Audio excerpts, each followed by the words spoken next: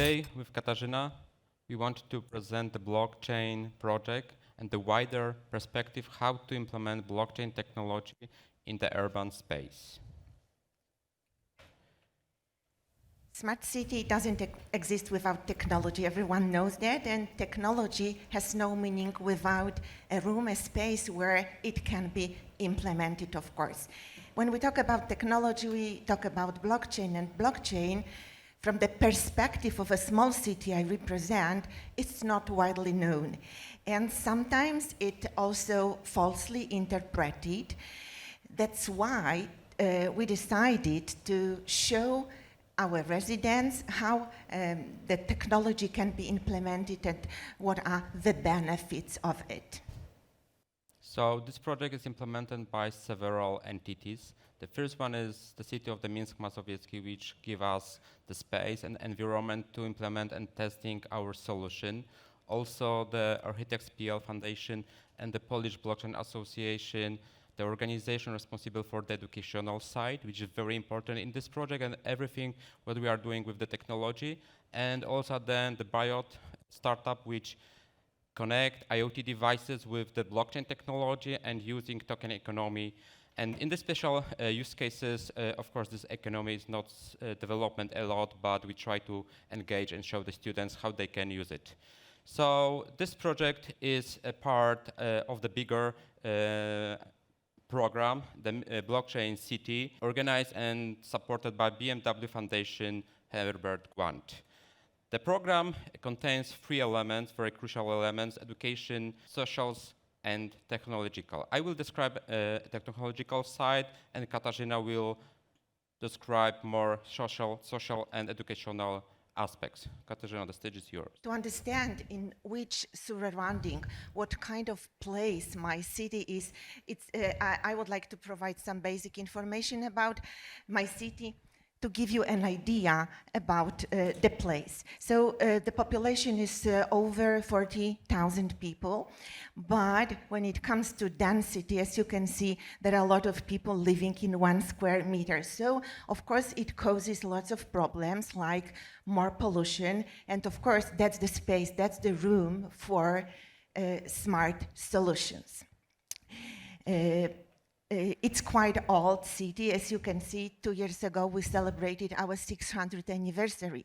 And you can see a small picture, the small image, and that's the image of the mural we unveiled to celebrate our anniversary. Why I included it into our presentation? Just to illustrate that even though we are old, we are modern, because we, in this mural, we present the history of our town. So as you can see, that the modern form, so we are experienced, we are old, but we are open for new ideas. And what is Minsk Mazowiecki famous for? When I talk about Minsk Mazowiecki, a lot of people fell in love with it, so hopefully you will be willing to come and to visit my place. Sometimes when I say that I'm from Minsk Mazowiecki, the first thing which comes to people's mind is that the place where there is an Air Force base, very famous. We belong to NATO as well. There is the only avenue of literature stars in Poland, and I believe in Europe. And just to give you an example, what kind of stars we have, so we have Olga Tokarczuk, and we invited her before she won the Nobel Prize winner, so we recognize her talent before. And what's important about our city is that we built our identity on individuals. That's why we have a Himmelsbach Festival. He was born in Minsk Mazowiecki. We also have Piotr Skrzynecki Festival. You may know the person from Piwnica pod Baranami. He was the founder of it. And there are just a few places like Międzyczas in Poland. That's the youth center, very modern place. That's the place which is run and built by young people. We as adults are just supporters. We just help them to complete their ideas. And we have Europe Direct Minsk Mazowiecki, which is an information point about European Union. There are only 24 in Poland, and Minsk Mazowiecki is the smallest city in which it is located. But the last thing you can see, I included the information that Minsk Mazowiecki is a bedroom of Warsaw. Probably not many cities would be proud of it, but what we do, we try to take advantage of it. We try to show benefits, even though a lot of people commute to Warsaw, they study in Warsaw, and of course they do not spend much time, so we want to make the time as valuable as possible. What is smart city? How would you answer the question? So from me, from the technical perspective, the smart city is the place uses connection technologies like blockchain, IoT devices generating open data, mobile application, and the other traditional IT solution also to improve or increase our daily life. Yes, you are right, and probably most people, when they are asked what smart city is, would list such things like technology, and there are, I would say, there are three things, three issues that they are always mentioned when we talk about smart city. So it's technology, it's about environment, and it's about citizens. But I would like to refer to the latest definition of smart city, which was coined by European Parliament this year. So the smart city goes beyond the use of digital technologies. It's about smart urban transportation. It's about modernized water supply and waste disposal.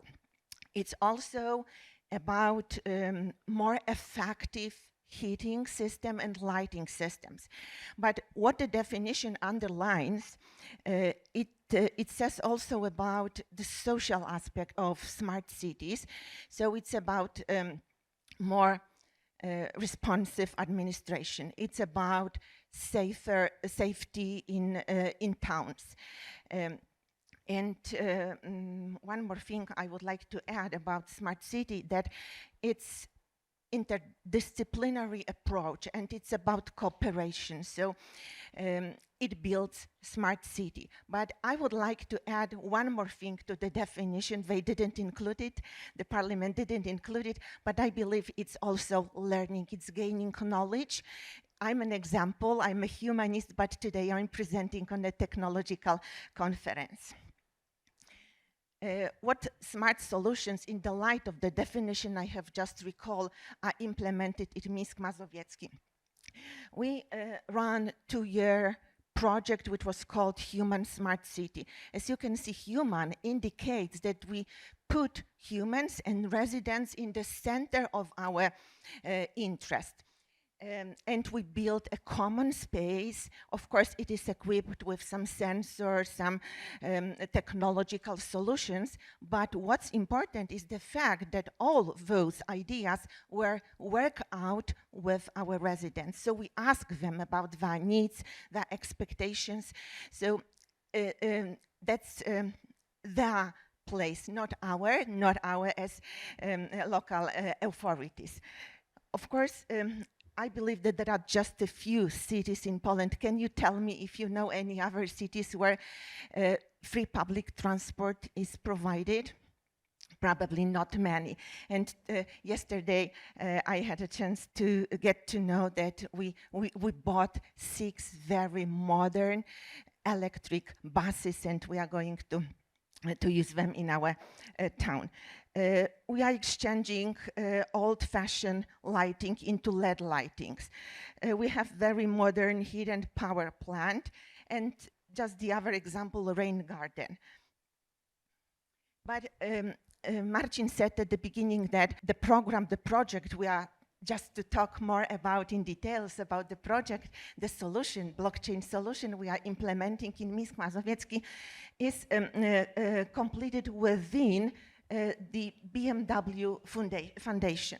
So you had a chance to listen our first presenter, Sebastian Grabowski, and Sebastian Grabowski is my tandem partner, because the foundation, they announced a project and we submitted a proposal, and the title was Minsk Mazowiecki Blockchain City. And what is it about? What the program is about, just to tell you a bit more. It advances knowledge about resilient, about intelligent, and about sustainable and equitable cities. So the idea of BMW Foundation is, of course, to take about environment as well, and they put humans in the center of their interest. When it comes to the project itself, so just to give you an idea, what is it about? So it's about promoting blockchain technology. It's about implementing some solutions just to check whether they work or not. We do not have any blockchain solution implemented for long, just to check whether they are okay, because coming back to the definition of a smart city, every city has to develop own smart identity. And of course, we can't say, we have to listen our residents, what they need. And of course, if someone doesn't work, that's okay, let it go. And Sebastian, as he mentioned, he runs a series of webinars. He invites professionals and they explain the idea of blockchain city. What else we provide within the project we submitted? Only 12 projects from the whole Europe were chosen, and just one from Poland, the one we are in. We implement, as I said, some blockchain solutions, and one of the solutions is with the cooperation with Blockchain Association, and Marcin will tell you more details about technical side. I just wanted to give you some background in what kind of space it's implemented. And what we value connections, we value cooperation and networking. So we have lots of partners within our project, and next week we will be presenting the results and findings of our project in Copenhagen. Okay, so before I start presenting this slide and the next one, I want to highlight two elements. First, very shortly description about the idea about this project. So we have the primary schools in the Minsk Mazowiecki city. In the schools, we have the students. Students collect the plastic cups, which they put in the container, and we awarded the students, the schools, the tokens for the plastic cups. And at the end, we exchange the plastic cups to the tokens to the trees which we will plant together. This is very important because my experience tells me that the technology is not only important. The important is also the education and engage the young people how to use the technology, where they can use this technology, how they can connect technology like blockchain with IoT devices, how they can use tokens, because tokens today can be really huge areas to build new engagement, new business model, which I describe also later. So this is very important if we go to the next slide. So on the right, we see the mobile application. We see the list of the stakeholders. In this particular use case, we have 6 primary schools, the city of the Minsk Mazowiecki. Here we can see the numbers of the tokens, and we know how many tokens has each school in their Web3 Zero wallets. At the top, we can see the chart which visualizes our gamification, the game between the schools. And to achieve these goals, we need 4 elements. For many people of us, it can be very simple, but for many people in local governance, it's not so simple, not so obvious. So the IoT devices help us to read data from the container and directly send to the mobile application, to the backend system. Also, we need Web3 Zero wallets, which enables store and manage tokens for the schools, for the students. In this particular use case, we implemented 2 types of the tokens, fungible token and non-fungible tokens. Non-fungible tokens, I think everyone for us here know what that means, it's an NFT, but in this special use case, we show the students how they can use, as not the speculation, but how they can giving the great value. Also, the blockchain. We use the blockchain as a distributed database to store immutable data, but we also store all information from IoT devices. Okay, so this is high level, maybe not the architecture, but describing the project. So at the top, we can see 6 primary schools in the city of the Minsk Mazowiecki. Of course, here we can put tens, hundreds, thousands stakeholders. It can be schools, students, and one line below, we have the container. And the top of the container, we installed the IoT devices. The IoT devices measure every 10 minutes the filling of the container by the plastic caps. So the students every day put the caps into the container, so they help the others. So this is actually engagement also.